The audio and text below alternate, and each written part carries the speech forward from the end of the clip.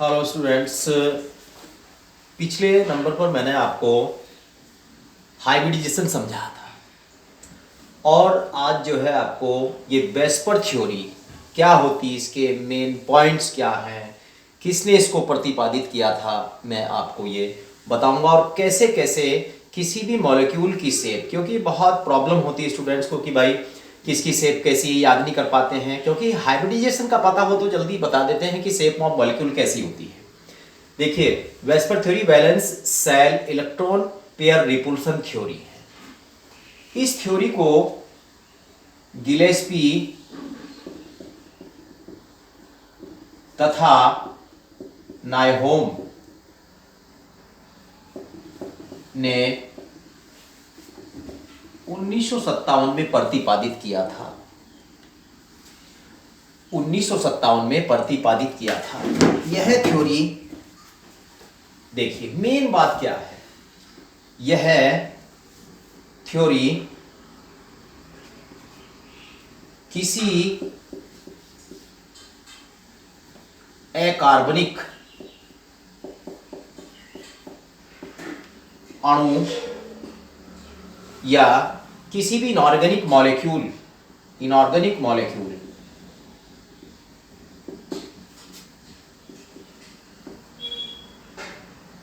की आकृति को, शेप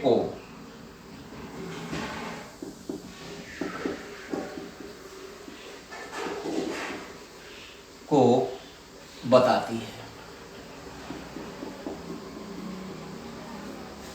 की आकृति को बताती है। यानी कि यह थ्योरी किसी भी अकार्बनिक अणु की शेप यानी कि आकृति को बताती है। मुख्य जो इसकी जो सिस्टम है ये बताती है कि भाई अणु की आकृति कैसी है और कैसी बताएंगे। देखिए मैं इसके धीरे धीरे आप लोगों को नियम बताऊंगा। देखिए नंबर 1 नियम क्या है, इसमें किसी भी अणु, किसी भी मॉलिक्यूल के केंद्रीय परमाणु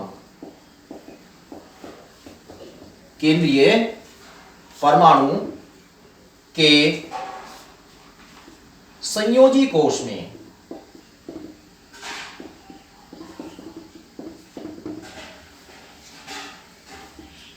आबंधी इलेक्ट्रॉन युग्म आपस में प्रतिकर्षित होते हैं।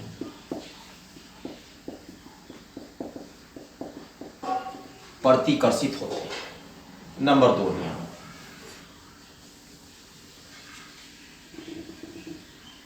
यदि केंद्रीय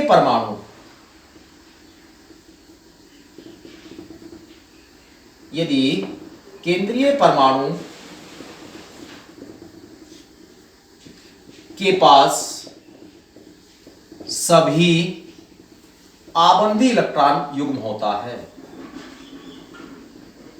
आबंधी इलेक्ट्रॉन युग्म यानी कि बॉन्ड पेयर, समझाऊंगा मैं आपको बॉन्ड पेयर लोन पेयर क्या होते हैं। बॉन्ड पेयर इलेक्ट्रॉन्स होते हैं, तो अणु की आकृति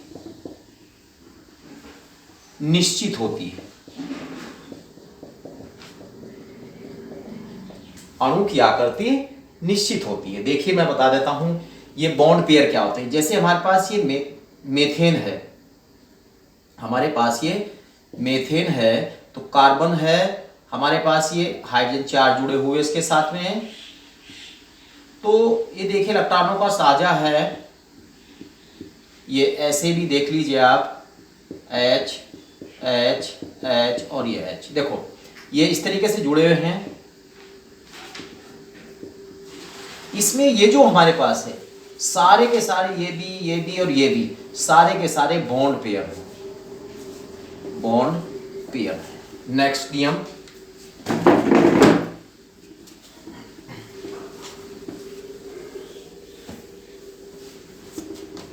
यदि केंद्रीय परमाणु पर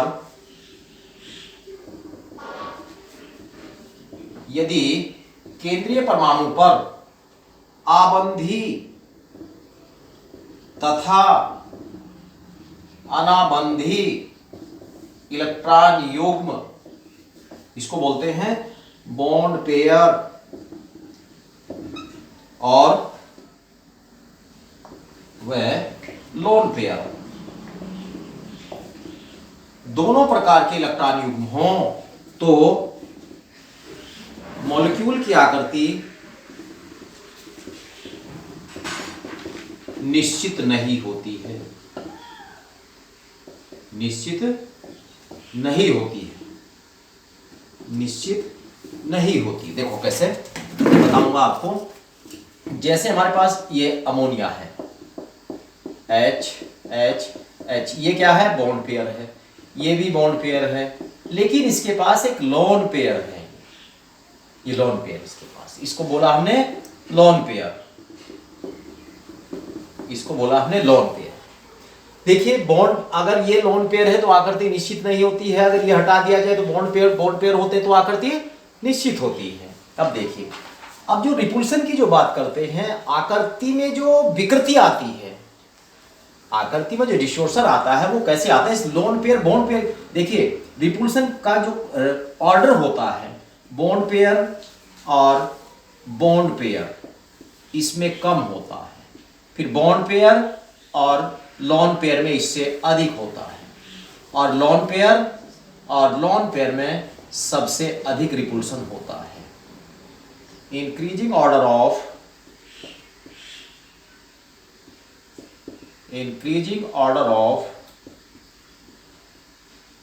रिपल्शन।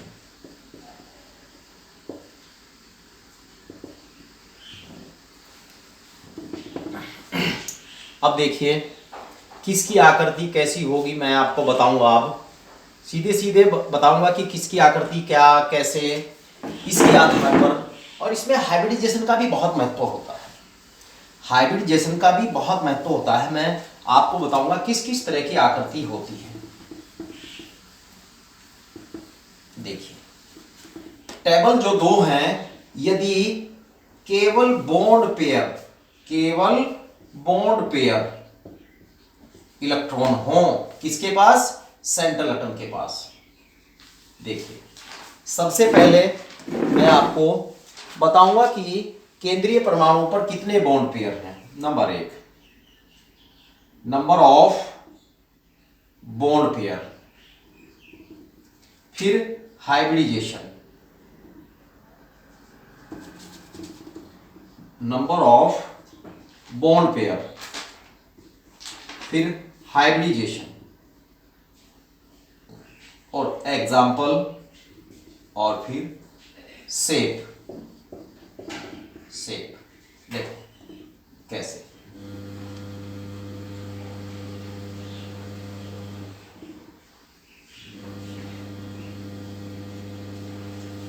देखिए सबसे पहले बॉन्ड पेयर, हमारे पास 2 बॉन्ड पेयर और फिर 3 बॉन्ड पेयर हैं, 4 हैं और 5 हैं और 6 हैं। इस तरीके से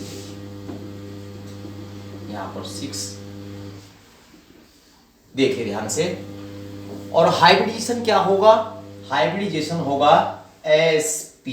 हाइब्रिडाइजेशन 3 में वो बताई थी मैंने टेबल आपको, sp²। हाइब्रिडाइजेशन में टेबल बताई थी sp3, sp3d, sp3d²। अब एग्जाम्पल भी आप लोग देख लीजिए, इसकी एग्जाम्पल कौन कौन से हैं। एग्जाम्पल इसके देखिए, BeCl2,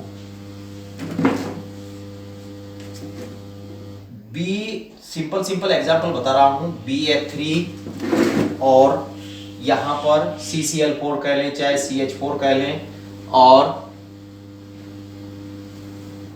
PCl5SF6। एक एक एग्जाम्पल लिया, इससे मिलान कर लेंगे आप लोग।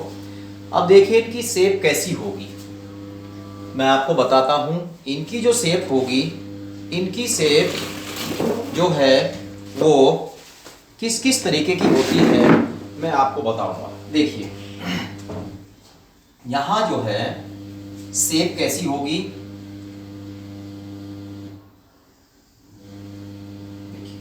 अगर sp हाइब्रिडाइजेशन है, हाइब्रिडाइजेशन ज्ञात करना मैंने पिछले वीडियो में बताया है।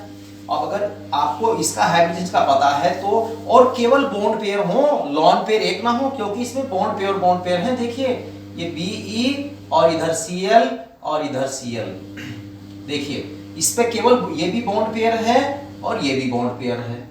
ध्यान से समझेंगे, क्योंकि जो बॉन्ड पेयर है ये बेरिलियम का जो है इलेक्ट्रॉनिक कॉन्फ़िगरेशन आप लोग करके देख सकते हैं, 4 होता है इसका, 1s2 2s2, बाहर कक्षा में 2 इलेक्ट्रॉन है, तो एक इसके साथ शेयरिंग हो गया, इसके साथ शेयरिंग हो गया है, तो आकृति कैसी होगी, लीनियर, रेखीय। इसके बाद देखिए sp स्क्वायर हाइब्रिडाइजेशन है, sp स्क्वायर हाइब्रिडाइजेशन है। देखिए यहां हमारे पास संकरण अगर sp स्क्वायर हाइब्रिड मतलब है तो BF3 इसका एग्जांपल है। तो देखिए एफ इस तरह की इसकी शेप होगी,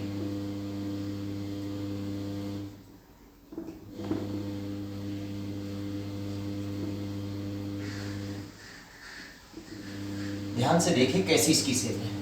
इसकी शेप होती है ट्राइगोनल प्लेनर, ट्राइगोनल प्लेनर या त्रिकोणीय समतल। इसके बाद देखिए आप sp3 हाइब्रिडाइजेशन है, एग्जांपल CH4 है।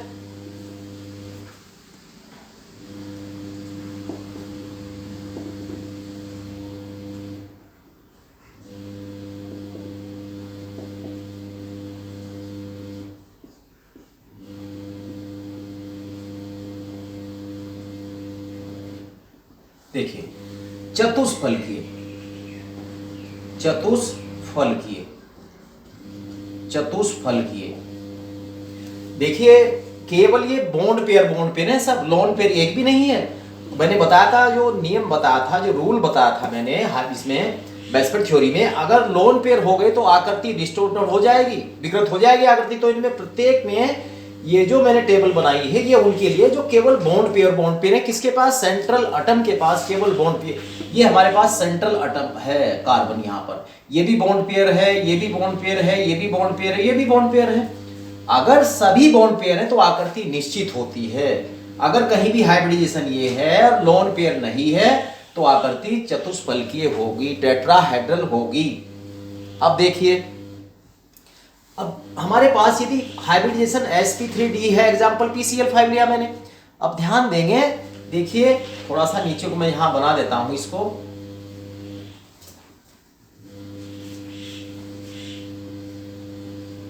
सिक्स sp3d स्क्वायर और SF6।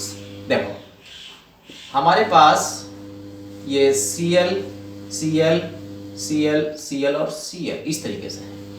तो ध्यान देंगे हमारे पास ये इस तरह की शेप इसकी होगी।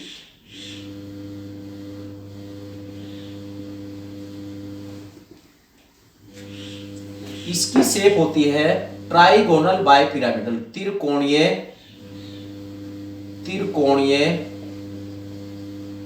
पिरामिडल, त्रिकोणीय द्विपिरामिडल,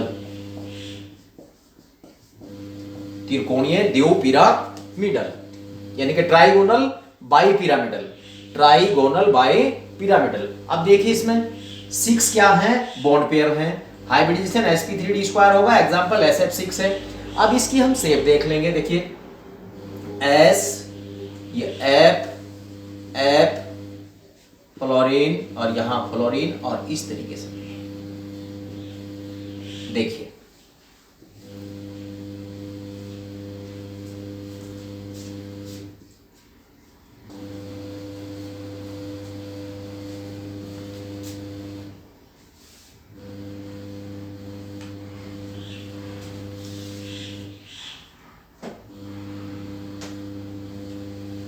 इसकी शेप होती है ऑक्टोहेड्रल, ऑक्टोहेड्रल। तो ये टेबल आप लोग देख लीजिए कि कैसे किसी भी मॉलिक्यूल की जो शेप होती है वो कैसी होती है। मैंने बताया पहले ही कि ये जो मॉलिक्यूल है, ये जो टेबल है, केवल उनके लिए है जिसमें केंद्रीय परमाणु पर केवल बॉन्ड पेयर इलेक्ट्रॉन्स ही होते हैं। बॉन्ड पेयर इलेक्ट्रॉन्स, सब ये बॉन्ड अगर इसके पास लोन पेयर हो जाता तो इसकी आकृति ये नहीं रहती, चेंज हो जाती। ध्यान दें इस बात को। अब देखिए नेक्स्ट जो बता रहा हूं आपको नेक्स्ट वीडियो में, जब बॉन्ड पेयर लोन पेयर दोनों एक प्रकार के इलेक्ट्रॉन होते हैं तो उसकी टेबल, उसकी उन मॉलिक्यूल की शेप कैसी होती है।